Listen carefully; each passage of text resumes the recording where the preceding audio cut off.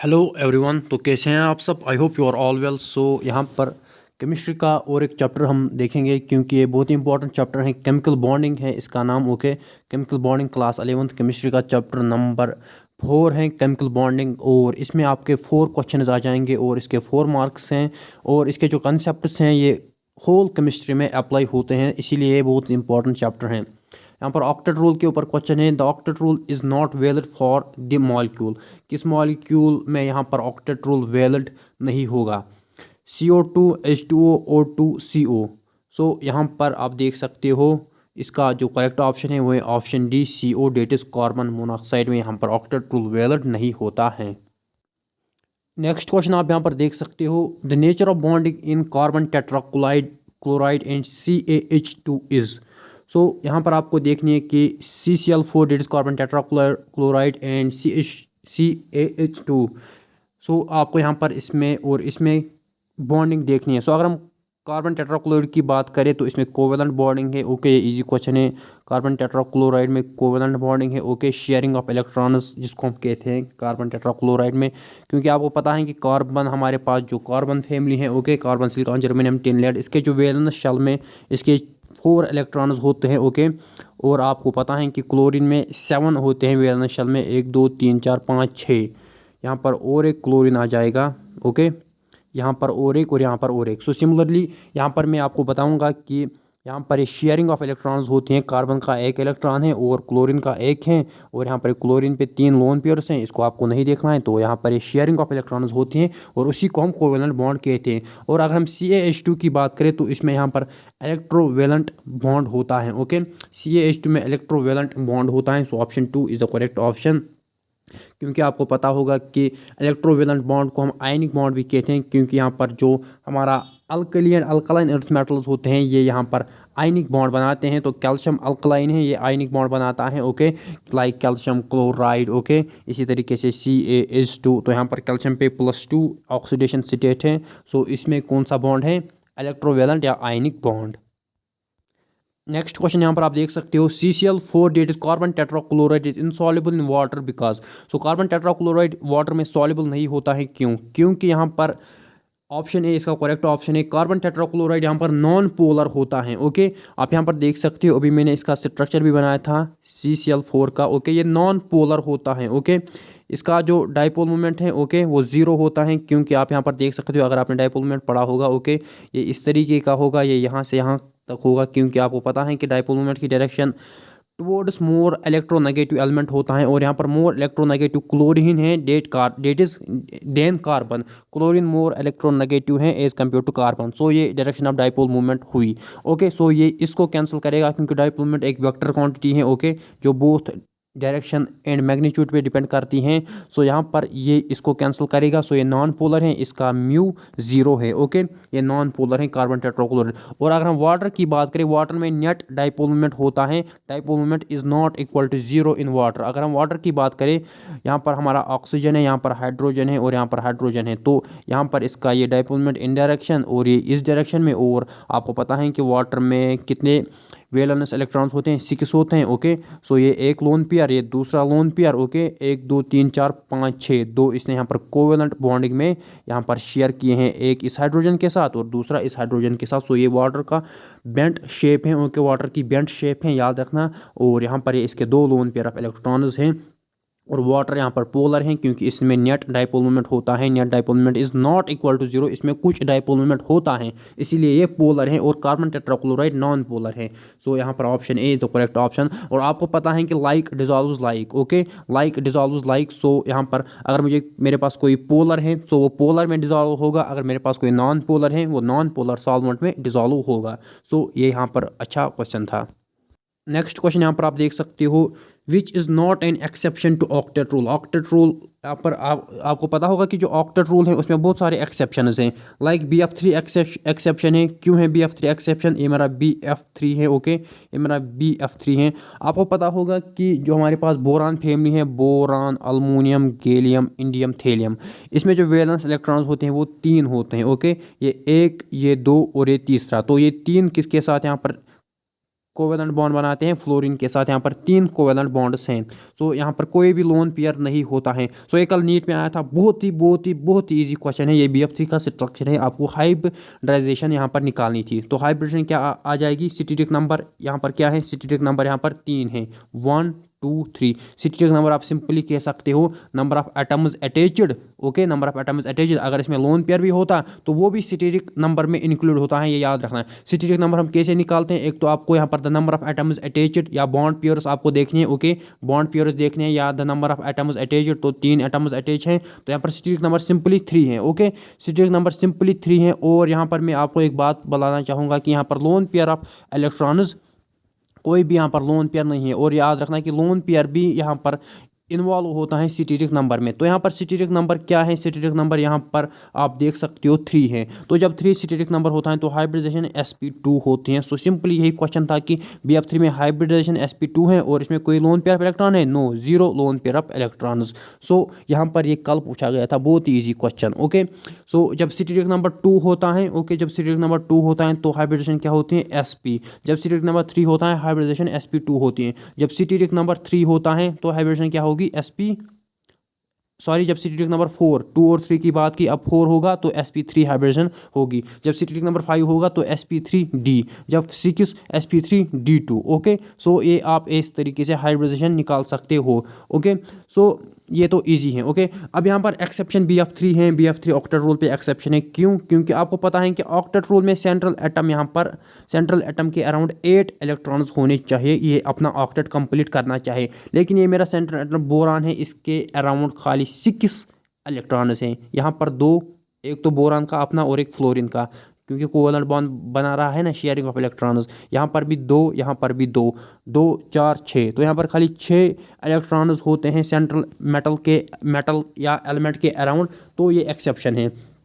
Okay, BeCl2 यहाँ पर है, ये भी एक्सेप्शन है। ये मेरा बेरिलियम है, hydrogen helium lithium beryllium. Beryllium मेरा यहाँ पर group number 2, that is group number 2 alkaline earth metal. Okay, alkaline earth metal मेरा यहाँ पर ग्रुप नंबर 2 है, जिसमें बेरिलियम है, मैग्नीशियम है, कैल्शियम है, स्ट्रोंशियम है एंड बेरियम है। अगर मैं बेरिलियम की बात करूँ तो इसमें खाली यहाँ पर 2 इलेक्ट्रॉन्स होते हैं, ये इलेक्ट्रॉन 1 और ये इलेक्ट्रॉन 2। और BeCl2 है तो ये इसके साथ एक क्लोरीन, ये इसके साथ दूसरा क्लोरीन। अब मुझे इसकी हाइब्रिडाइजेशन बोलो। ओके, हाइब्रिडाइजेशन में इसकी बोलो तो सिटेटिक नंबर क्या है, बोलो, सिटेटिक नंबर यहाँ पर 2 है। ओके, सिटेटिक नंबर 2 है। हाइब्रिडेशन क्या होगी, sp होगी। कोई लोन पेयर है, नहीं है, तो यहाँ पर 2 एटम्स यहाँ पर जुड़े हुए हैं, सिटेटिक नंबर 2 हैं, या 2 बॉन्ड पेयर्स हैं तो सिटेटिक नंबर 2 है, तो हाइब्रिडेशन क्या होगी, sp। जब 3 होता है सिटेटिक नंबर तो हाइब्रिडेशन क्या होती है, sp2। ओके, जब 4 होता है तो sp3, तो ये याद रखना। तो इसमें भी सेंट्रल मेटल एटम के अराउंड खाली 4 इलेक्ट्रॉन्स हैं, 2 तो बेरिलियम के अपने और यहाँ पर एक क्लोरीन का और एक कोवेलेंट बॉन्ड बना रहा है, शेयरिंग ऑफ इलेक्ट्रॉन्स हो रही हैं। सो यहाँ पर भी जो सेंट्रल एलिमेंट है इसके अराउंड खाली यहाँ पर 4 इलेक्ट्रॉन्स हैं, ये भी अपना ऑक्टेट कंप्लीट नहीं कर पा रहा है। इसी तरीके से आप यहाँ पर देख सकते हो, अगर हम बात करेंगे SnCl4 की, तो SnCl4 यहाँ पर एक्सेप्शन नहीं है, ये ऑक्टेट रूल को फॉलो कर रहा है। ओके, टिन की मैं बात करूँगा तो टिन का स्ट्रक्चर मैं कैसे बनाऊँगा, आपको पता है कि टिन किस फैमिली में आता है, carbon family, carbon silicon germanium tin lead. तो इसके वैलेंस शेल में कितने होंगे, 4 होंगे, क्योंकि कार्बन के वैलेंस शेल में भी 4 होते हैं, टिन के भी। यहाँ पर SnCl4 हैं तो मुझे 4 क्लोरीन लगाने हैं। सो यहाँ पर आप देख सकते हो, तो यहाँ पर आपको यहाँ पर सेंट्रल एटम है, यहाँ पर आप इलेक्ट्रॉन्स यहाँ पर काउंट करो, 1 2 3 4 5 6 7 8, तो यहाँ पर 8 इलेक्ट्रॉन्स हैं अराउंड सेंट्रल एटम। सो यहाँ पर ये एक्सेप्शन नहीं है, सो यहाँ पर इसका यही ऑप्शन हो गया। और यहाँ पर एक ऑप्शन है ClO2। ओके, ClO2 का अगर मैं स्ट्रक्चर बनाऊंगा तो सेंट्रल एटम मेरा यहाँ पर क्लोरीन है। क्लोरीन आपको पता है कि क्लोरीन ब्रोमीन आयोडीन एस्टेटिन, सो यहाँ पर ये हेलोजन फैमिली है, तो इसके वैलेंस शेल में 7 इलेक्ट्रॉन्स होते हैं। ओके, तो यहाँ पर मेरे पास 2 ऑक्सीजन है। आपको पता है कि ऑक्सीजन इज ऑक्साइड होता है, ये डबल बॉन्ड बनाता है। सो ये एक ऑक्सीजन हो गया, ये दूसरा ऑक्सीजन हो गया। ओके, सो यहाँ पर मेरे पास और एक लोन पेयर है। अब आपको देखना है कि सेंट्रल मेटल एटम के अराउंड कितने इलेक्ट्रॉन्स हुए, 1 2 3 4 5 6 7 8। सो यहाँ पर ज़्यादा, ये यहाँ पर 1 2 3 4 5 6 7 8 9 10, यहाँ पर 11 इलेक्ट्रॉन्स हैं अराउंड सेंट्रल मेटल एटम। सो ये हाइपर हैं, ओके, होने चाहिए 8, तो यहाँ पर ज़्यादा है। और BF3 और BeCl2 में कम होते थे। BeCl2 में खाली 4 थे, यहाँ पर BF3 में यहाँ पर 6 थे। और जो ClO2 है यहाँ पर ज़्यादा है, 1 2 3 4 5 6 7 8 9 10 11 है। तो अब मुझे यहाँ पर आपको एक पॉइंट बोलना है कि आप इसकी जो स्ट्रक्चर कैसे बनाओगे। तो Cl यहाँ पर आपका सेंट्रल है, उसके बाद इसमें 7 वैलेंस इलेक्ट्रॉन होते हैं, 1 2 3 4 5 6 और 7। तो यहाँ पर O2 लगाना है क्योंकि यहाँ पर ऑक्सीजन डबल बॉन्ड बनाता है, ओके। सो हो गया ये, और एक लोन पेयर ऑफ इलेक्ट्रॉन है। तो मुझे अब स्टेरिक नंबर इसका बोलो, क्योंकि हाइब्रिडाइजेशन बहुत ही इंपॉर्टेंट है, आपको यहाँ पर इस पे क्वेश्चन मिल सकता है हाइब्रिडाइजेशन पे। तो यहाँ पर मुझे इसका स्टेरिक नंबर पहले बोलो। स्टेरिक नंबर यहाँ पर है, मैंने बोला ना, नंबर ऑफ बॉन्ड पेयर्स। तो यहाँ पर ये डबल बॉन्ड है, ओके, यहाँ पर भी डबल बॉन्ड है, यहाँ पर भी डबल बॉन्ड है। अब आप इसको कैसे काउंट करोगे, ओके। तो यहाँ पर आपका कन्फ्यूजन हो सकता है, ओके। सो यहाँ पर लोन पेयर भी है, तो इसका स्टेरिक नंबर जो है वो 3 है, ओके। स्टेरिक नंबर 3 है, हाइब्रिडाइजेशन sp2 है, ओके।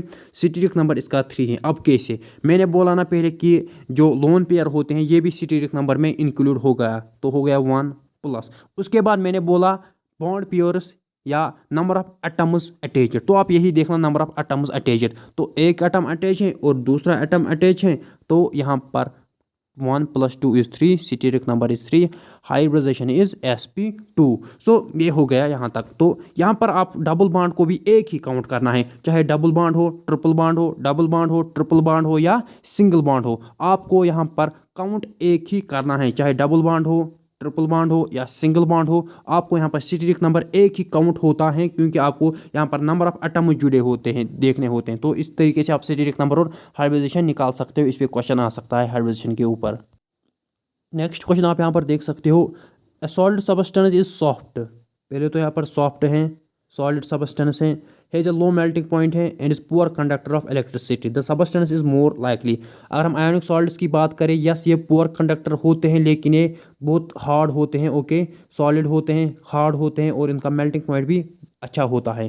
तो यहाँ पर इसका ये नहीं आएगा। नेटवर्क सॉल्ट्स भी बहुत ज़्यादा हार्ड होते हैं, लाइक डायमंड इसकी एग्जांपल है, वो हार्डेस्ट सबस्टेंस यहाँ पर अर्थ पे हैं, ओके। सो ये भी नहीं आएगा, क्योंकि यहाँ पर सॉफ्ट की बात हो रही है। मेटालिक की बात करें, ये भी मेटल्स भी बहुत हार्ड होते हैं, ओके, मेटल्स भी बहुत हार्ड होते हैं। तो मॉलिक्यूलर सॉलिड्स यहाँ पर सॉफ्ट होते हैं और इनका लो मेल्टिंग पॉइंट होता है और पुअर कंडक्टर होते हैं इलेक्ट्रिसिटी के। और जो मेटालिक सॉल्ट्स हैं, एक तो ये हार्ड हैं और एक गुड कंडक्टर होते हैं। मेटालिक सॉल्ट्स इलेक्ट्रिसिटी कंडक्ट करते हैं। सो यहाँ पर इसका जो करेक्ट ऑप्शन है वो है option D, okay. Molecular solid soft होते हैं, ओके, सॉफ्ट होते हैं, लो मेल्टिंग पॉइंट होता है, पुअर कंडक्टर इलेक्ट्रिसिटी के होते हैं। मेटालिक सॉल्ट्स में जो मेटल्स हैं वो कंडक्ट इलेक्ट्रिसिटी करते हैं और हार्ड होते हैं। नेटवर्क सॉल्ट्स लाइक डायमंड भी हार्ड होता है, ओके, बहुत ज़्यादा हार्ड होता है। आयनिक सॉल्ट्स भी हार्ड होते हैं, मेल्टिंग पॉइंट हाई होता है, ओके।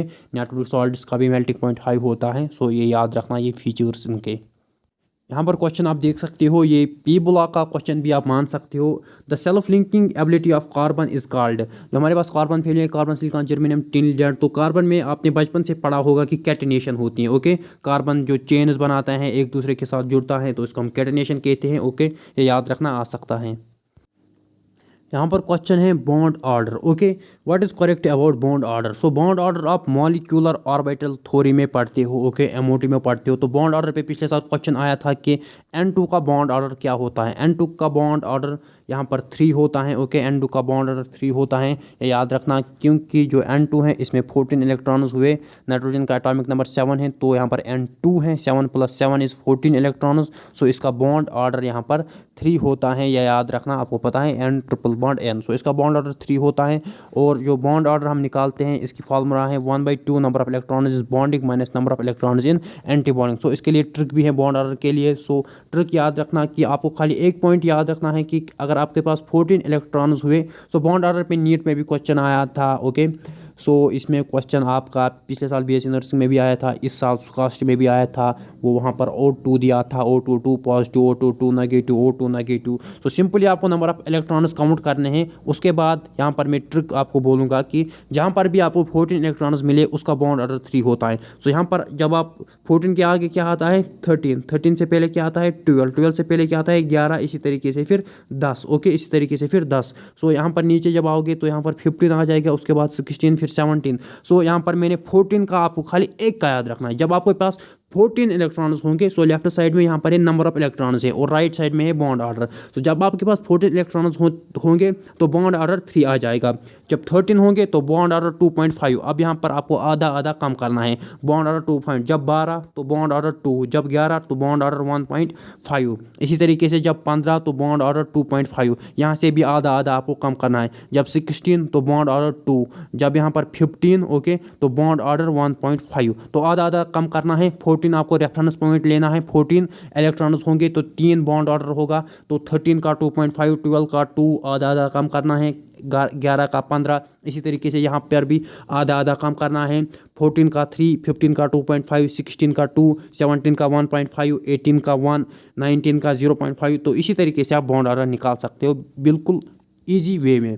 सो यहाँ पर आपको बॉन्ड ऑर्डर के रिलेटेड करेक्ट स्टेटमेंट बोलना है। जो मैंने अभी बोला ना ये याद रखना, फिर ना बोलना कि आपने बोला नहीं था। Okay, it is it's it always has an integral value. It can be have any positive value, integral or fraction including 0. Yes, option B is the correct option. अभी मैंने बोला कि तीन यानी पॉजिटिव नंबर हैं। यस होता है bond order, integral और फ्रैक्शन भी होता है। ओके 1.5 होता है, 2.5 यस होता है बॉन्ड ऑर्डर फ्रैक्शन में, और 0 भी होता है बॉन्ड ऑर्डर बहुत स्पीशीज़ में। यहाँ पर एक क्वेश्चन है in which of the following molecules the bond lengths around the central atom are not equal.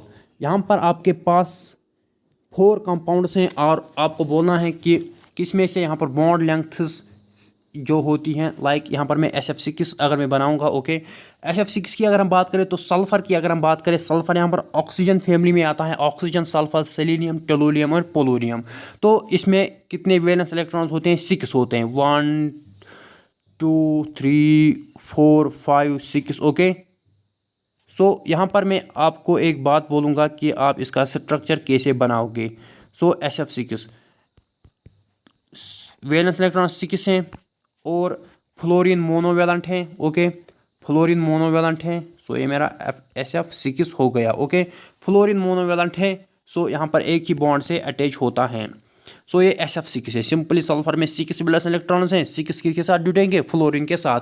तो अब मुझे इसका आप स्टीरिक नंबर बोलो, कितने यहाँ पर टर्मिनल एटम्स हैं जो जुड़े हुए हैं, तो 6 हैं टर्मिनल एटम्स। सो स्टीरिक नंबर कितना है 6 है। ओके सिंपली कोई भी लोन पेयर ऑफ इलेक्ट्रॉन नहीं है। ओके सो 6 स्टीरिक नंबर है। ओके अब इसकी हाइब्रिडेशन बोलो, हाइब्रिडेशन क्या होगी sp3d2। Okay sp3d2, 3 + 1 is 4, 4 + 2 is 6, sp3d2 इसकी हाइब्रिडेशन होगी SF6 की। तो इसमें जो बॉन्ड लेंथ्स वो सेम होती हैं। ओके तो यहाँ पर हमको बोलना है कि बॉन्ड लेंथ्स किस में सेम नहीं होती हैं। अगर हम PCl3 की बात करें, ओके PCl3 फास्फोरस की अगर मैं बात करूं, तो यहाँ पर मैं स्ट्रक्चर्स भी आपको दिखा रहा हूँ कि कैसे आपको बनाने हैं। अगर आपको हाइब्रिडेशन निकालनी है या बॉन्ड पेयर्स निकालने हैं या लोन पेयर्स निकालने हैं, तो ये मेरे पास फास्फोरस हैं। आप मुझे बोलो फास्फोरस के वैलेंस शेल में कितने इलेक्ट्रॉन्स होते हैं 5 होते हैं, क्योंकि nitrogen, phosphorus, arsenic, antimony, bismuth ये नाइट्रोजन फैमिली हुई हमारी। तो यहाँ पर 1 2 3 4 5, तो ये मेरे पास 5 वैलेंस इलेक्ट्रॉन्स किसके हुए फास्फोरस के। अब इसके साथ 3 क्लोरीन जुड़े हैं, एक क्लोरीन, दूसरा क्लोरीन, तीसरा क्लोरीन। तो यहाँ पर मेरे पास लोन पेयर भी बचता है। ओके सो यहाँ पर आपको पता है कि क्लोरीन मोनोवैलेंट बनाता है या फ्लोरीन भी मोनोवैलेंट है, ऑक्सीजन यहाँ पर डाईवैलेंट है। ओके तो इसीलिए मैंने उस एग्जांपल में ऑक्सीजन डबल बॉन्ड से कनेक्ट किया है। हाइड्रोजन भी मोनोवैलेंट है। ये स्ट्रक्चर्स बनाने में और स्टीरिक नंबर काउंट करने में और हाइब्रिडेशन निकालने में आपको मदद देगा। सो यहाँ पर अब मुझे स्टीरिक नंबर बोलो, अब आपको गलती नहीं होनी चाहिए। बोलो स्टीरिक नंबर, काउंट करो स्टीरिक नंबर। स्टीरिक नंबर यहाँ पर 1 2 3 एंड 4। मैंने बोला ना लोन पेयर भी स्टीरिक नंबर में काउंट होता है, तो स्टीरिक नंबर 4 है। हाइब्रिडेशन बोलो, हाइब्रिडेशन बोलो, बोलो बोलो हाइब्रिडाइजेशन इसकी क्या हुई। ओके स्टीरिक नंबर 4 है। सो sp3 इसकी हाइब्रिडेशन हुई 3 + 1 is 4, sp3 is the hybridization. So hybridization इसकी क्या हुई, sp3. सो इसके भी जो बॉन्ड लेंथ्स होते हैं वो सेम होते हैं. इसी तरीके से bf3 का मैंने पहले ही बोला, इसकी भी हाइब्रिडेशन क्या होती है, sp2 होती है, क्योंकि यहाँ पर लोन पेयर ऑफ इलेक्ट्रॉन नहीं होते हैं. सो ये इसका हुआ. सो ये यहाँ पर ये स्ट्रक्चर्स हुए. सो pCl3 में बॉन्ड लेंथ सेम होती हैं, bf3 में भी और sf6 में भी. अब हमारे पास क्या हुआ, pf5. अगर हम pf5 की बात करें, फास्फोरस की बात करें, nitrogen, phosphorus, arsenic, antimony, bismuth, तो इसमें भी यहाँ पर 5 क्या होते हैं, 5 यहाँ पर इसमें भी वैलेंस इलेक्ट्रॉन्स होते हैं. सो 5 वैलेंस इलेक्ट्रॉन में यहाँ पर दिखाता हूँ, 1 2 3 4 5. तो हमारे पास 5 इलेक्ट्रॉन्स हुए. तो pf5, तो 5 इसके साथ फ्लोरीन जुड़े हुए हैं. ये एक हुआ, यहाँ पर ये दूसरा हुआ, ओके, यहाँ पर ये तीसरा हुआ, और यहाँ पर ये चौथा हुआ, और यहाँ पर ये पांचवा हुआ. सो ये इसका स्ट्रक्चर है. सो pf5 में आप यहाँ पर देख सकते हो, इसके जो बॉन्ड लेंथ्स वो सेम नहीं होते हैं. यहाँ पर एक्शियल और इक्वेटोरियल आप देख सकते हो, एक्शियल एंड इक्वेटोरियल यहाँ पर बॉन्ड लेंथ्स होते हैं, ओके. सो यहाँ पर बॉन्ड लेंथ सेम नहीं होती हैं. सो इसमें जो बॉन्ड्स होते हैं वो इक्वल नहीं होते हैं, बॉन्ड लेंथ्स, ओके. ये लेंथ, ये लेंथ, ये लेंथ, ये लेंथ, और ये लेंथ इक्वल नहीं होते हैं, क्योंकि एक्शियल और इक्वेटोरियल इसमें वो कंसेप्ट होता है. सो अगर हम इसकी हाइब्रिडेशन की बात करें, पहले सिटेरिक नंबर इसका देखो, सिटेरिक नंबर देखो, तो सिटेरिक नंबर सिंपली 5 है, ओके. हाइब्रिडेशन देखो, हाइब्रिडेशन क्या होगी, हाइब्रिडेशन क्या होगी, sp3, 3 + 1 इज sp3d, sp3d इसकी हाइब्रिडेशन हुई. सो यहाँ पर आप देख सकते हो. नेक्स्ट क्वेश्चन आप यहाँ पर देख सकते हो, the compound which contains both ionic and covalent bond. First अगर हम KCl की बात करें, K पॉजिटिव Cl नेगेटिव, सीधे ही आयनिक बॉन्ड इसमें होता है, ओके. आयनिक बॉन्ड या इलेक्ट्रोवेलेंट बॉन्ड किस में होता है, KCl में, क्योंकि मैंने बोला ना जो S ब्लॉक हमारे पास है, alkali metals and alkaline earth metals, ये क्या बनाते हैं, आयनिक बॉन्ड, और किसके साथ बनाते हैं, ये इलेक्ट्रॉन. यहाँ पर आप देख सकते हो K पॉजिटिव इलेक्ट्रो पॉजिटिव हैं और Cl नेगेटिव इलेक्ट्रो नेगेटिव हैं. सो यहाँ पर electro positive and electro negative elements आपस में ये इलेक्ट्रोवेलेंट या आयनिक बॉन्ड बनाते हैं, ओके. सो आयनिक बॉन्ड आप यहाँ पर देख सकते हो, एस ब्लॉक एलिमेंट्स जिसमें alkali metals and alkaline earth metals होते हैं, ये किसके साथ ये बनाते हैं, ये बनाते हैं हेलोजन्स के साथ. सो ये आयनिक बॉन्ड है. अगर हम ऑप्शन सी की बात करें, यहाँ पर CH4 की बात करें, ओके. तो CH4 में आप देख सकते हो कि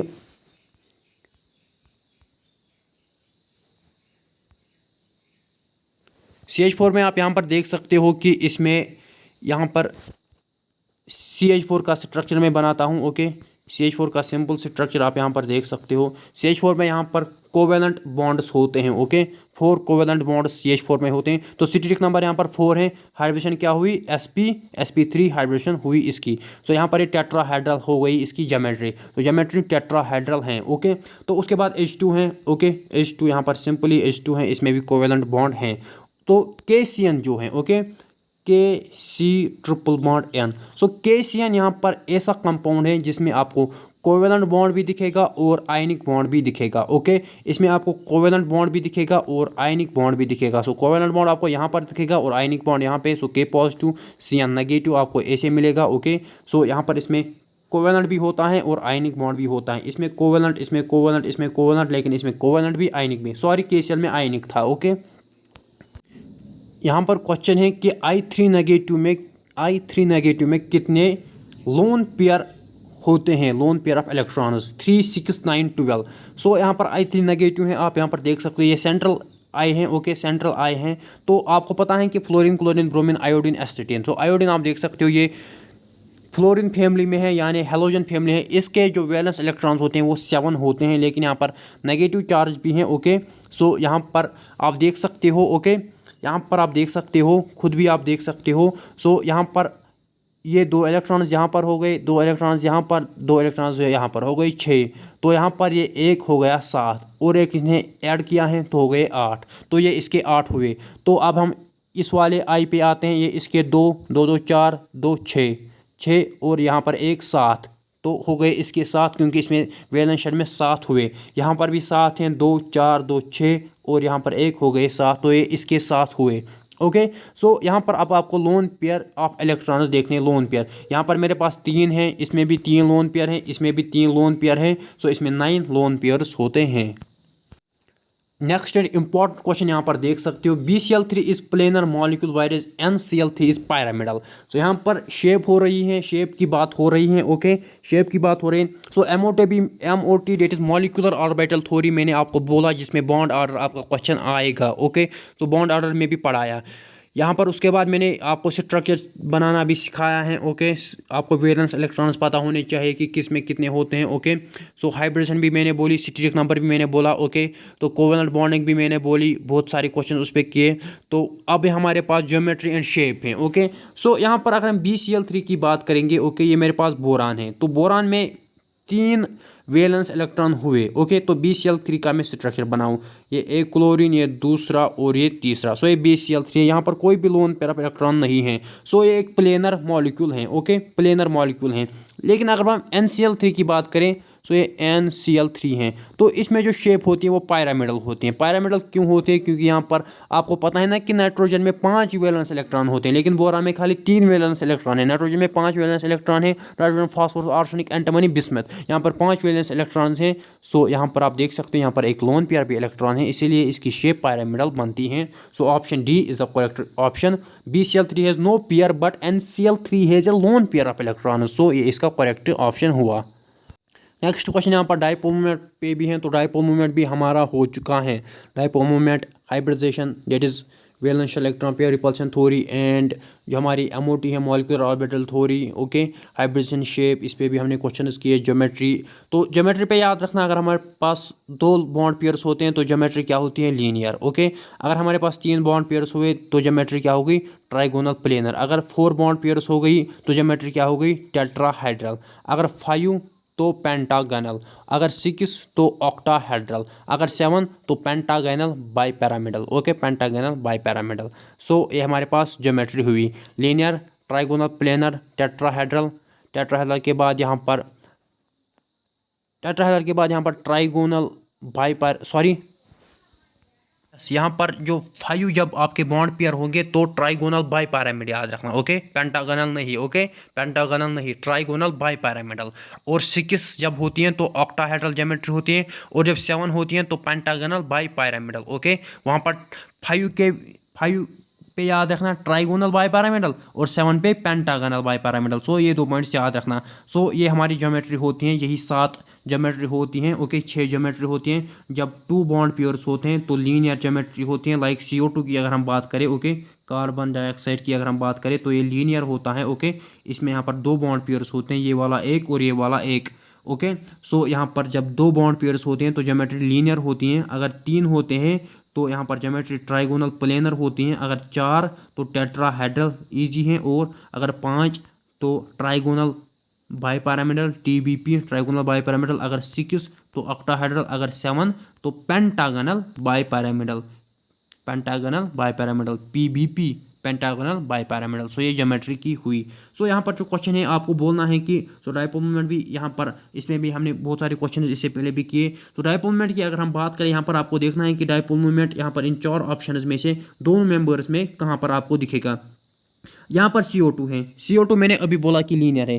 कार्बन में 4 वैलेंस इलेक्ट्रॉन्स होते हैं, ओके, 1 2 3 4, और इसके साथ 2 ऑक्सीजन जुड़े हैं, एक ऑक्सीजन दूसरा ऑक्सीजन, ओके। यहाँ पर भी एक ऑक्सीजन और दूसरा ऑक्सीजन, सॉरी, यहाँ पर एक ऑक्सीजन और यहाँ पर एक ऑक्सीजन, इसके साथ 2 ऑक्सीजन जुड़े हैं, और ये लीनियर है। तो डायपोल मूवमेंट यहाँ पर हाई इलेक्ट्रोनेगेटिव एलिमेंट की तरफ होता है। आपको पता होगा कि वेक्टर क्वांटिटी है, ओके। सो ये कैंसिल करेगा इसको, तो इसमें म्यू 0 है, तो ये नॉन पोलर है, और इसका जो डायपोल मूवमेंट है वो 0 है, ओके। नॉन पोलर है, डायपोल मूवमेंट 0 है, तो ऑप्शन फर्स्ट यहाँ पर नहीं आ जाएगा। हमको देखना है कि किन में से यहाँ पर डायपोल मूवमेंट आपको हमेशा दिखेगा। यहाँ पर भी CO2 है, सो इसका भी डायपोल मूवमेंट 0 होता है। SiF4 का भी मैंने बोला था, या कार्बन टेट्राक्लोराइड का, उसमें भी 0 होता है डायपोल मूवमेंट, क्योंकि सेम बॉन्ड लेंथ होती है और टर्मिनल एटम्स भी सेम होते हैं, सिमेट्रिकल होता है। तो इसमें भी यहाँ पर डायपोल मूवमेंट आपको 0 दिखेगा। SiF4 यहाँ पर भी 0 दिखेगा। सो ऑप्शन 3 में यहाँ पर आपको डायपोल मूवमेंट, O3 में भी डायपोल मूवमेंट है, ओके, O3 में भी डायपोल मूवमेंट है, और NO2 में भी डायपोल मूवमेंट दिखेगा आपको। So option 2 is the correct option. अब यहाँ पर क्वेश्चन है बॉन्ड पैरामीटर्स से। बॉन्ड पैरामीटर्स में आप बॉन्ड लेंथ पढ़ते हो, बॉन्ड एंगल पढ़ते हो, बॉन्ड ऑर्डर पढ़ते हो और बॉन्ड एनर्जी। बॉन्ड ऑर्डर तो मैंने बोला कि आप कैसे निकालोगे। ओके, सो बॉन्ड एनर्जी भी सिंपल सा कॉन्सेप्ट है। अगर हमारे पास, तो यहाँ पर आप मुझे बोलो कि हमारे पास सी डबल बॉन्ड सी है, सी डबल बॉन्ड सी है, okay, C single bond C double bond C और C triple bond C. Bond energy हमको कहाँ पर ज़्यादा लगेगी? सीधे सी ट्रिपल बॉन्ड सी में सबसे ज़्यादा होगी। ओके, और सी डबल बॉन्ड सी में उसके बाद और सी सिंगल बॉन्ड सी। सो ये बॉन्ड एनर्जी का कंसेप्ट है। ट्रिपल बॉन्ड में ज़्यादा बॉन्ड एनर्जी लगती है as compare to double bond, as compare to single bond. और बॉन्ड लेंथ की अगर हम बात करें, इसी example C single bond C double bond C triple bond C, तो बॉन्ड लेंथ सबसे ज़्यादा कहाँ पर होगी? सबसे ज़्यादा बॉन्ड लेंथ कहाँ पर होगी? सी सिंगल बॉन्ड सी में, उसके बाद सी डबल बॉन्ड सी में और इसके बाद सी ट्रिपल बॉन्ड सी में। सो सबसे कम बॉन्ड लेंथ किस में होगी? सी ट्रिपल बॉन्ड सी में। ये सिंपल से क्वेश्चन है, आपको ये आने चाहिए। अगर मैं यहाँ पर और एक एग्जांपल लूँ, N single bond N double bond N triple bond N. So यहाँ पर आप मुझे बोलो कि बॉन्ड लेंथ सबसे ज़्यादा किस में होगी? एन सिंगल बॉन्ड एन में सबसे ज़्यादा बॉन्ड लेंथ होगी, एन ट्रिपल बॉन्ड एन में सबसे कम बॉन्ड लेंथ होगी। सो ये सिंपल से क्वेश्चन है, आपको ये आने चाहिए। सो ये हो गया बॉन्ड लेंथ। तो बॉन्ड लेंथ पे और एक याद रखना कि अगर आपको यहाँ पर मुझे बोलो कि हमारे पास एच एफ हैं, ओके, एच सी एल हैं, ओके, एच बी आर हैं, एच आई हैं, तो सबसे ज़्यादा बॉन्ड लेंथ किसकी होगी? एच आई की होगी ऑब्वियसली, क्योंकि यहाँ पर एच तो सेम है, एच यहाँ पर डिसाइड नहीं करेगा। सो यहाँ पर fluorine, chlorine, bromine, iodine decide करेगा। आपको पता है कि जब हम नीचे आते हैं ग्रुप में तो बॉन्ड लेंथ इंक्रीज होती हैं, तो आयोडीन की सबसे ज़्यादा होगी, उसके बाद ब्रोमीन की, उसके बाद क्लोरीन की, उसके बाद फ्लोरीन की। सो यहाँ पर एच आई सबसे बड़ा होगा, उसके बाद एच बी आर, उसके बाद एच सी एल और लास्ट में एच एफ। सो यही बॉन्ड लेंथ कंसेप्ट है और कुछ नहीं। ओके, बॉन्ड लेंथ यहाँ पर डायरेक्टली प्रोपोर्शनल होती है size of orbital, inversely proportional to multiplicity. Okay, जितने ज़्यादा यहाँ पर अभी मैंने बोला ना मल्टीपलिसिटी, मेरे पास सी डबल बॉन्ड सी है और सी ट्रिपल बॉन्ड सी है, जितना यहाँ पर साइज ऑफ ऑर्बिटल ज़्यादा होगा उतनी बॉन्ड लेंथ ज़्यादा होगी। दूसरी बात है मल्टीपलिसिटी। मल्टीपलिसिटी यही आपको देखना है कि सिंगल बॉन्ड है या डबल बॉन्ड है। तो यहाँ पर ये इनवर्सली प्रोपोर्शनल है मल्टीपलिसिटी की। यहाँ पर सबसे ज़्यादा मल्टीपलिसिटी है, 3 बॉन्ड्स हैं, तो इसलिए सबसे छोटा होगा। यहाँ पर मल्टीपलिसिटी कम है, एक ही बॉन्ड है, तो सबसे बड़ा होगा। Okay, inversely proportional to S character, inversely proportional to S character. Okay, so अगर आपके पास यहाँ पर किसी में sp हाइड्रोजन है, किसी में sp2 और किसी में sp3, तो यहाँ पर बॉन्ड लेंथ सबसे ज़्यादा sp3 में होगी, उसके बाद sp2 और उसके बाद sp में। ओके, सो यही कंसेप्ट है ये जो मैंने अभी बोला कि अगर मेरे पास c सिंगल बॉन्ड c है, okay, c single bond c है, ओके, और मेरे पास यहाँ पर आप देख सकते हो c डबल बॉन्ड c है। ओके, सो ये मैं अभी दिखाता हूँ, c single bond c, next हमारे पास है सी डबल बॉन्ड सी और लास्ट में है सी ट्रिपल बॉन्ड सी।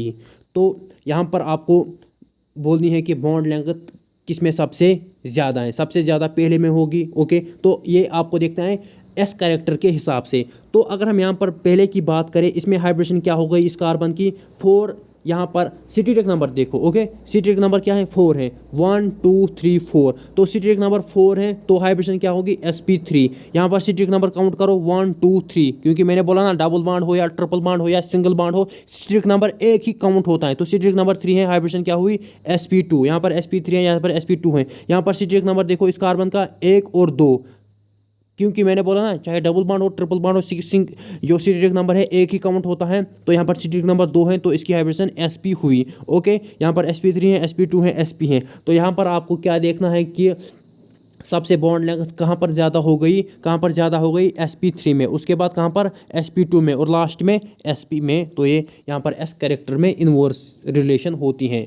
तो जितने ज़्यादा लोन पेयर्स होते हैं, ओके, जितने ज़्यादा लोन पेयर्स होते हैं, ओके, उतना ज़्यादा यहाँ पर साइज़ बढ़ता है। सो लोन पेयर्स आपस में क्या करते हैं? ये आपस में रिपल करते हैं, उससे साइज़ बढ़ जाती है। ओके, उससे साइज़ बढ़ जाती है, उससे साइज़ बढ़ जाती है। लाइक मेरे पास है F सिंगल बॉन्ड F और मेरे पास है O सिंगल बॉन्ड O। तो F में आपको पता है कि 7 वैलेंस इलेक्ट्रॉन होते हैं, एक इसने यहाँ पर शेयर किया बॉन्ड बनाने में, तो यहाँ पर F में 3 और यहाँ पर भी 3 लोन पेयर्स हैं। और ऑक्सीजन की बात करें यहाँ पर O सिंगल बॉन्ड O की, तो यहाँ पर आप देख सकते हो, ओके, 6 वैलेंस इलेक्ट्रॉन किस में होते हैं? ऑक्सीजन में। यहाँ पर इसने एक शेयर किया है, यहाँ पर भी एक शेयर किया है। तो 1 2 3 4 5 6 दो इसके पास लोन पेयर हैं। यहाँ पर भी इस ऑक्सीजन के पास दो लोन पेयर हैं। सो सबसे ज़्यादा लोन पेयर यहाँ पर होगी तो यहाँ पर रिपल्शन होगी तो साइज़ बढ़ जाएगा। ये लोन पेयर आपस में रिपल करेंगे, ये दूर भागने की कोशिश करेंगे, दो एटम्स, तो साइज़ बढ़ जाएगा। सो लोन पेयर के साथ साइज़ की डायरेक्टली रिलेशनशिप है। तो पोलरिटी के साथ इन्वर्स याद रखना। तो ये हो गया बॉन्ड लेंथ। बॉन्ड लेंथ के बाद बॉन्ड एनर्जी यहाँ पर इसका अपोजिट है। जितनी ज़्यादा मल्टीपलिसिटी हो गई, लाइक मैंने सी ट्रिपल बॉन्ड सी की बात की और सी सिंगल बॉन्ड सी की बात की। सी ट्रिपल बॉन्ड सी में ज़्यादा बॉन्ड एनर्जी लगेगी as compare to C single bond C में। ओके, और यहाँ पर ये भी याद रखना कि ये उसका अपोजिट है। लाइक मैंने आपको अभी बोला कि एफ सिंगल बॉन्ड एफ में यहाँ पर आप देख सकते हो 1 2 3 1 2 3। ओके, और जो मेरे पास ओ सिंगल बॉन्ड ओ था, ओके, तो यहाँ पर मेरे पास दो दो थे। ओके, दो दो थे यहाँ पर, तो आप यहाँ पर देख सकते हो। तो यहाँ पर साइज़ बढ़ जाएगा। ओके, साइज़ बढ़ जाएगा। ओके, यहाँ पर सॉरी लेंथ बढ़ जाएगी, बॉन्ड लेंथ बढ़ जाएगी और यहाँ पर छोटी ही रहेगी। यहाँ पर भी बढ़ जाएगी लेकिन छोटी ही रहेगी एज़ कम्पेयर टू दिस। सो यहाँ पर आप मुझे बोलिए एनर्जी किस में ज़्यादा लगी। एनर्जी यहाँ पर बॉन्ड एनर्जी इसकी ज़्यादा होगी क्योंकि साइज़ कम है। सो बॉन्ड एनर्जी अपोजिट है बॉन्ड लेंथ का, ये आपको अब आएगा। उसके बाद बॉन्ड ऑर्डर मैंने बोला है। अब बॉन्ड एंगल है जिसमें यहाँ पर क्वेश्चन है। बॉन्ड एंगल पे यहाँ पर आपको पॉइंट्स दो तीन याद रखने हैं। तो बॉन्ड पैरामीटर्स भी इसके साथ complete. Bond parameters dipole moment, structure, octet rule, covalent bonding और हाइब्रिडाइजेशन और ये ज्योमेट्री हमने यहाँ पर कंप्लीट किया है। अब इसमें और दो तीन टॉपिक्स हैं वो भी हम देख लेंगे। सो यहाँ पर बॉन्ड एंगल की अगर हम बात करें, बॉन्ड एंगल में याद रखना कि आपको पहले हाइब्रिडेशन देखनी है। हाइब्रिडेशन आपको कैसे देखनी है कि सपोज मेरे पास है BeCl2 है, मेरे पास BF3 है और CF4 है। तो इसमें क्या हाइब्रिडेशन है, sp है क्योंकि ये लीनियर है। अगर हम BF3 की बात करें तो ये मैंने पहले भी ये एग्जांपल्स किए हैं। BF3 में sp2 हाइब्रिडेशन है और CF4 या CH4 में हाइब्रिडेशन क्या है, sp3। तो ये मैंने पहले ही डिस्कस किया है। सो यहाँ पर जो sp में बॉन्ड एंगल होता है वो 180 होता है क्योंकि लीनियर होता है। लाइक मैंने CO2 की बात की, वो लीनियर था, बॉन्ड एंगल कितना था, CO2 या BCl2 की बात करें, इसमें बॉन्ड एंगल कितना है, 180।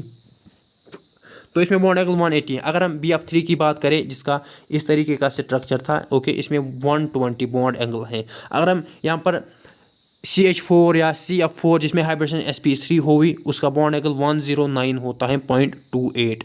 सो यहाँ पर आप देख सकते हो कि bond angle, okay, bond angle is directly proportional to S character. यहाँ पर आप देख सकते हो कि bond angle is directly proportional to S character. यहाँ पर S कैरेक्टर sp में ज़्यादा है, उसके बाद sp2 में और sp3 में, तो बॉन्ड एंगल भी यही रूल फॉलो करेगा। सो BCl2 का बॉन्ड एंगल BF3 से ज़्यादा होगा एज कम्पेयर टू CF4। अगर इस रूल पे अगर यहाँ पर, तो यहाँ पर मैंने हाइब्रिडेशन के ऊपर ये निकाला। अगर अब हाइब्रिडेशन क्या हो गई, सेम हो गई, सपोज sp है या sp2 है या sp3 है, ओके, तो तब आप क्या करोगे। तो ये आपको याद रखना है कि जब हमारे पास sp हाइब्रिडेशन होती है या sp2 या sp3, sp में यहाँ पर लीनियर होता है, 180 बॉन्ड एंगल होता है। सो अगर आप यहाँ पर कोई भी मॉलिक्यूल देखोगे जिसमें sp हाइब्रिडेशन होगी तो बोलना है कि इसका बॉन्ड एंगल 180 है। अगर आप sp2 देखोगे तो इसका बॉन्ड एंगल 120, इसका 109 है। तो यहाँ पर आप बॉन्ड एंगल इस हिसाब से देख सकते हो। अगर अब यहाँ पर इससे नहीं निकलता है, ओके, अब इससे नहीं निकलता है कि हाइब्रिडेशन यहाँ पर सेम होती हैं। लाइक मेरे पास है CH4 है, मेरे पास NH3 है, मेरे पास H2O है मेरे पास। यहाँ पर मुझे हाइब्रिडेशन बोलो, CH4 की क्या है, सिट्रिक नंबर 4 है, तो हाइब्रिडेशन क्या हो गई, sp3। NH3 की बात करो, सिट्रिक नंबर यहाँ पर भी 4 है क्योंकि एक तो हाइब्रिडेशन 3 है और लोन पेयर यहाँ पर है, तो इसकी भी सिट्रिक नंबर 4 है, हाइब्रिडेशन क्या हो गई, sp3। इसकी भी sp3, इसकी भी है sp3। वाटर की बात करें, यहाँ पर दो बॉन्ड पेयर्स हैं और एक लोन पेयर है, ओके, लोन पेयर इसमें दो होते हैं, ऑक्सीजन में दो लोन पेयर यहाँ पर होते हैं। तो याद रखना दो लोन पेयर यहाँ पर है, ओके, तो लोन पेयर भी सिट्रिक नंबर में काउंट होते हैं। 1 2 और 2 हाइड्रोजन है तो 4 इसका भी सिट्रिक नंबर है, तो इसकी भी हाइब्रिडेशन क्या होगी, sp3 अब यहाँ पर कैसे बॉन्ड एंगल देखोगे, कैसे बॉन्ड एंगल यहाँ पर देखोगे, तो NH3 इसमें भी हमारे पास H2 है और H2S है, ओके, तो यहाँ पर आप देख सकते हो, तो यहाँ पर अब लोन पेयर्स का मसला है। अब आपको लोन पेयर्स यहाँ पर डिसाइड करेंगे, ओके, क्योंकि हाइब्रिडेशन सेम है। अब लोन पेयर्स यहाँ पर आपको देखनी है। लोन पेयर जब आप देखोगे, यहाँ पर लोन पेयर सबसे ज़्यादा वाटर में है, उसके बाद लोन पेयर्स NH3 में सबसे ज़्यादा है और उसके बाद यहाँ पर CH4 में कोई भी लोन पेयर है। सो लोन पेयर के साथ बॉन्ड एंगल की इनवर्स रिलेशनशिप है। तो बॉन्ड एंगल यहाँ पर ऑर्डर क्या फॉलो करेगा, CH4 का सबसे ज़्यादा होगा as compare to NH3 as compare to water. So यहाँ पर ये बॉन्ड एंगल है। और अगर हम यहाँ पर बात करेंगे बॉन्ड एंगल की, CH4 का सबसे ज़्यादा बॉन्ड एंगल होगा as compare to NH3 as compare to water. क्यों? क्योंकि यहाँ पर बॉन्ड एंगल की रिलेशनशिप इनवर्स है किसके साथ, किसके साथ, लोन पेयर ऑफ इलेक्ट्रॉन्स के साथ। सो यहाँ पर आप देख सकते हो CH4 greater than NH3 greater than H2। क्योंकि बॉन्ड एंगल क्या करता है, बॉन्ड एंगल क्या करता है, ये यहाँ पर रिपल करता है बॉन्ड पेयर्स को और उससे बॉन्ड एंगल छोटा होता है। ओके, सो बॉन्ड एंगल की यहाँ पर इनवर्स रिलेशनशिप है। सो यहाँ पर आप देख सकते हो वाटर और H2S का बॉन्ड एंगल सेम होगा, क्योंकि यहाँ पर H2H2 सेम है, यहाँ पर ऑक्सीजन है, ये सल्फर है। क्योंकि अगर हम वाटर और H2S की बात करें, ओके, वाटर और H2S की बात करें, ये मेरे पास वाटर है, ओके, और ये मेरे पास H2S है। तो इसमें भी यहाँ पर दो लोन पेयर होते हैं और इसमें भी यहाँ पर दो लोन पेयर ऑफ इलेक्ट्रॉन्स होते हैं। सो इसका बॉन्ड एंगल सेम होता है। यहाँ पर इस क्वेश्चन में हमको देखना है कि सबसे कम बॉन्ड एंगल किसका होता है। अब हमारे पास है NH3 एंड SO2। अब मेरे पास है NH3 एंड SO2। अगर मैं NH3 की बात करूँ, ओके, NH3 में एक लोन पेयर होता है। और अगर मैं SO2 की बात करूँ, ओके, SO2 में यहाँ पर 1 2 3 4 5 6, तो इसमें भी एक लोन पेयर होता है।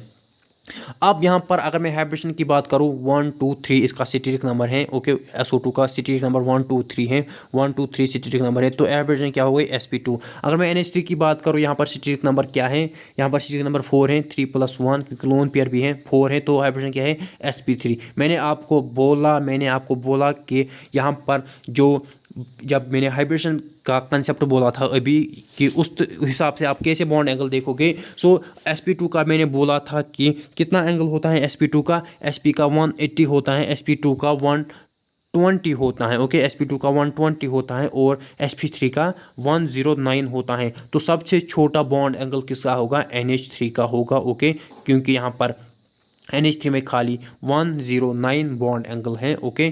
सो इसका सबसे कम होगा। तो ये आपने देखा, ओके, सो ये आपने देखा। सो NH3 का सबसे कम होगा। तो बॉन्ड एंगल आप ऐसे भी देखते हो। तो बॉन्ड एंगल और कुछ फैक्टर्स पे डिपेंड करता है, like electronegativity of central atom. So याद रखना, अगर आपको हाइब्रिडेशन भी सेम निकली, लोन पेयर्स भी सेम है, तो फिर आप किस पॉइंट पे जाओगे, electronegativity of central atom. So central atom यही हुआ, लाइक वाटर में सेंट्रल एटम ऑक्सीजन है, H2S में सल्फर है, NH3 में नाइट्रोजन सेंट्रल एटम हुआ। तो आपको फिर क्या देखना है कि इलेक्ट्रोनेगेटिविटी ऑफ सेंट्रल एटम। सो जितनी ज़्यादा इलेक्ट्रोनेगेटिविटी सेंट्रल एटम की होगी तो उतना यहाँ पर उसका बॉन्ड एंगल ज़्यादा होगा। तो उसके बाद अगर इलेक्ट्रोनेगेटिविटी ऑफ सेंट्रल एटम भी सेम हो गई तो फिर आपको इलेक्ट्रोनेगेटिविटी ऑफ टर्मिनल एटम देखनी है। टर्मिनल एटम मतलब अगर मैं वाटर की बात करूँ तो वाटर में टर्मिनल एटम्स हाइड्रोजन हो गए, सेंट्रल एटम ऑक्सीजन हो गया। तो फिर आपको इलेक्ट्रोनेगेटिविटी ऑफ टर्मिनल एटम देखनी है। तो जिसकी ज़्यादा यहाँ पर, तो इसके यहाँ पर बॉन्ड एंगल के साथ इनवर्स रिलेशनशिप है। पहले आपको हाइब्रिडेशन देखनी है, उसके बाद लोन पेयर्स। हाइब्रिडेशन के साथ यहाँ पर आप याद रखना कि sp की सबसे ज़्यादा बॉन्ड एंगल होते हैं, उसके बाद sp2, उसके बाद sp3। तो उसके बाद अगर हम लोन पेयर्स की बात करें, लोन पेयर्स की यहाँ पर इनवर्स रिलेशनशिप है। अगर इलेक्ट्रोनेगेटिविटी ऑफ सेंट्रल एटम की बात करें तो डायरेक्ट रिलेशनशिप है। इलेक्ट्रोनेगेटिविटी ऑफ टर्मिनल एटम की बात करें तो इनवर्स रिलेशनशिप है। तो इसके साथ बॉन्ड पैरामीटर्स भी खत्म। नेक्स्ट क्वेश्चन आप यहाँ पर देख सकते हो, डायपोल मोमेंट का क्वेश्चन है। If water molecule is linear, यहाँ पर बोल रहा है अगर, इफ मीनिंग अगर वाटर मॉलिक्यूल लीनियर होता तो इसका क्या डायपोल मोमेंट 0 होता। लेकिन ये लीनियर नहीं होता है, ये बेंट शेप का होता है, ओके। ये मेरे पास वाटर है, ओके, H2O है, ओके। यहाँ पर दो लोन पेयर्स होते हैं तो ये बेंट शेप्ड होता है, ओके, इन्वर्टेड V शेप्ड होता है। सो यहाँ पर आप देख सकते हो, तो यहाँ पर आप देख सकते हो, यहाँ पर ये इसमें ये क्या बोलते हैं इसको, इसमें डायपोल मोमेंट होता है mu is not equal to 0। इसमें डायपोल मोमेंट होता है, नेट डायपोल मोमेंट। यहाँ पर बोल रहा था अगर ये लीनियर होता तो होता डायपोल मोमेंट 0। लाइक मेरे पास CO2 है, ओके, CO2 लीनियर है, इसका डायपोल मोमेंट 0 होता है, ये नॉन पोलर होता है, ओके। सो वाटर यहाँ पर हमारे पास पोलर है। और वाटर में याद रखना कि हाइड्रोजन बॉन्डिंग होती है, ओके। वाटर में याद रखना हाइड्रोजन बॉन्डिंग होती है, ओके। हाइड्रोजन बॉन्डिंग 2 टाइप्स की होती है, inter and intra, okay, inter and intra. अगर हम इंटर की बात करें तो इंटर यहाँ पर दो मॉलिक्यूल्स के बीच में होती हैं, लाइक वाटर में इंटर मॉलिक्यूलर होती हैं। इससे क्या होता है कि वाटर की यहाँ पर स्ट्रेंथ बढ़ जाती है और वाटर क्या करता है कि वॉलेटिलिटी यहाँ पर कम होती है। Okay, melting point boiling point ज़्यादा होता है। और इनवर्स आप किसका देखोगे, इंट्रा का। इंट्रा में वॉलेटिलिटी इंक्रीज होते हैं, मेल्टिंग पॉइंट बॉइलिंग पॉइंट कम होता है। ओके, स्ट्रेंथ कम होती है इंट्रा में की अगर हम बात करें। सो यहाँ पर वाटर में हाइड्रोजन बॉन्डिंग होती है, ये याद रखना। और आपको पता है कि आइस बनाता है, केज लाइक स्ट्रक्चर्स बनाता है। ओके, सो ये याद रखना कि हाइड्रोजन बॉन्डिंग इसमें होती हैं।